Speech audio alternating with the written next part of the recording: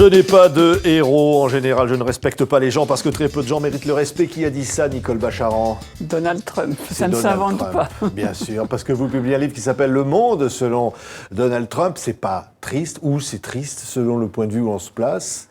C'est plutôt triste quand même. C'est plutôt triste si on considère que c'est le président des États-Unis que, non pas une majorité, mais enfin quand même 63 millions d'Américains ont choisi et grosso modo continuent à soutenir. Donc il y a à la fois l'homme Trump, ce qu'il révèle de lui-même, mais c'est aussi ce que ça nous révèle de l'Amérique et c'est aussi ce que ça nous révèle des choix populistes. Oui, oui. Alors, répondez à cette question, Nicole Bacharan, vous qui le connaissez maintenant si bien, vous êtes dans la tête de Trump, va-t-il ou non attaquer l'Iran ? Il n'en a aucune envie. Alors ça, c'est vraiment une certitude. Moi, ce qui m'a beaucoup frappé en faisant ce livre, c'est en fait de voir comment, depuis l'âge de 30 ans, puisqu'il a, en gros, il a commencé à s'exprimer dans les médias depuis qu'il a 30 ans, il n'a jamais changé. On dit qu'il est imprévisible et au jour le jour, on ne peut jamais savoir de quelle manière cette espèce de caractère insensé va s'exprimer, mais sur le fond, il n'a jamais changé. Et donc, vis-à-vis du monde extérieur, ça a toujours été on nous exploite, on paye pour les autres, les alliés nous exploitent alors extrêmement, et on n'a rien à faire dans tous ces pays lointains qui se débrouillent, en gros. Donc en gros, il n'ira rien faire en Iran, alors même si l'attaque a eu lieu contre l'Arabie Saoudite. Donc, ce qu'on peut dire avec certitude, c'est que ce qu'il veut, c'est avoir l'armée la plus forte du monde. Dire « je suis le plus fort, faites attention, si je me fâche, ça va être terrible ». Mais il n'a aucune envie de guerre extérieure. Il s'est fait élire en disant qu'il allait mettre fin aux diverses guerres dans lesquelles, et notamment l'Afghanistan, dans lesquelles les États-Unis sont impliqués. Ça ne veut pas dire qu'il ne frappera jamais l'Iran. Mais vraiment, ce n'est pas son projet. Oui, je vais presque dire tant mieux, non ?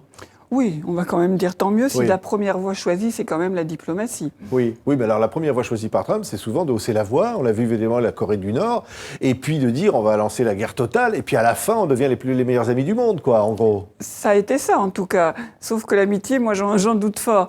Mais en fait, il n'a pas, ce que j'ai compris, c'est qu'il n'avait pas évolué depuis l'époque où il était promoteur immobilier, puis star de la télé-réalité, c'est toujours le même. Et il emploie les mêmes méthodes. Il traite la présidence comme un feuilleton télé où tous les jours il y a un épisode et tous les jours il faut faire monter un peu la pression, le spectacle, mais il n'y a pas de vrai projet construit. Donc sa méthode, c'est de mettre la pression, disons, sur l'adversaire, sur le négociateur d'en face, menacer les pires choses, et puis se mettre au milieu de l'arène en disant il n'y a que moi qui peux régler ça. Oui. Convoquer toutes les caméras, tous les projecteurs, que tout le monde le regarde, et puis faire un deal. Oui, mais ça ne va pas marcher longtemps, puisque finalement, on va finir par connaître ce fonctionnement. Mais tout le monde le connaît. Oui. Tout le monde donc le connaît. Sa parole n'a plus ce poids-là. Alors, je ne peux pas dire que quand il menace, ça n'ait aucun poids, parce qu'il a l'armée américaine à sa disposition, et donc, malgré tout, il y a de quoi vraiment impressionner. Mais si vous observez la manière dont il est reçu en Chine, en Arabie Saoudite, même en France, même en Europe, on voit bien que tout le monde a compris que c'était quelqu'un qu'il fallait flatter et que par la flatterie, les démonstrations d'amitié exceptionnelles, on arrivait plus ou moins à le manipuler. Oui, mais Nicole Bacharan, vous dites dans ce livre, c'est un président qui a une parole forte, mais c'est un président faible. Si vous observez sa politique étrangère, réellement, il n'a rien obtenu. Il a beaucoup tapé sur la table, il a beaucoup menacé, il a eu des rencontres spectaculaires, mais qu'est-ce qu'il en est sorti ?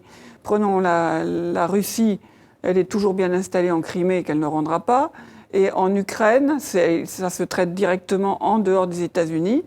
En Syrie et en Irak, les Américains se retirent, laissent donc la place en réalité aux Russes.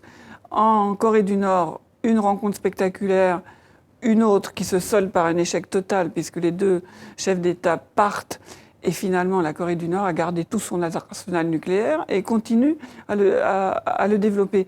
Donc je ne vois pas, je suis en train de chercher en vous parlant, accord commercial avec la Chine, ça viendra peut-être, il faudrait que ça vienne, mais pour l'instant il n'y en a pas. Accord commercial modifié au profit des États-Unis un petit peu avec le Canada et le Mexique, il n'est pas appliqué, il est ratifié nulle part, à commencer par Washington. Oui, oui. Alors, à un moment, vous dites, il a un ennemi, c'est l'Union européenne. Oui, c'est quand même très curieux. Et il dit dans ses fameux tweets et ses fameuses déclarations, il dit « l'Union européenne, c'est mon pire ennemi ». Et c'est son pire ennemi à ses yeux de multiples manières. Pas sur le plan militaire, mais il trouve d'abord que les Américains payent trop à l'OTAN, notamment.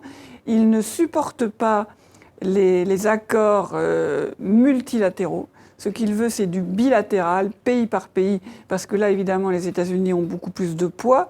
Et puis, c'est lui, la personne centrale. Quand il est dans un sommet, comme au G7 ou autre, on sent qu'il n'est pas content d'être noyé, entre guillemets, au milieu de plusieurs personnes qui sont malgré tout ses égaux. Il ne supporte pas ça du tout. Donc, l'Union européenne coûte trop cher aux États-Unis, pense-t-il, est un groupe multilatéral qui est un système qu'il déteste, et puis ça lui rappelle terriblement, au fond, les élites new-yorkaises, cultivées, vieilles argent, comme on dit aux États-Unis, vieilles familles, qui ne l'ont jamais accepté. Et les Européens, ils trouvent que ça ressemble vraiment à ça. Ils préfèrent Poutine, ils préfèrent Erdogan, ils préfèrent Kim Jong-un, ils préfèrent Mohamed Ben Salman. Oui. Vous dites qu'ils préfèrent Kim Jong-un à Macron. À mon avis, oui. Ah, carrément. Mais il y a des jours de tendresse pour Macron. Oui. Trump, parfois, il a vu des tweets très durs. Hein. Voilà, Trump est entièrement narcissique. Donc, il n'a pas d'amitié, de lien ou d'empathie. Il y a des jours où on ne sait trop pourquoi, on pourrait l'analyser.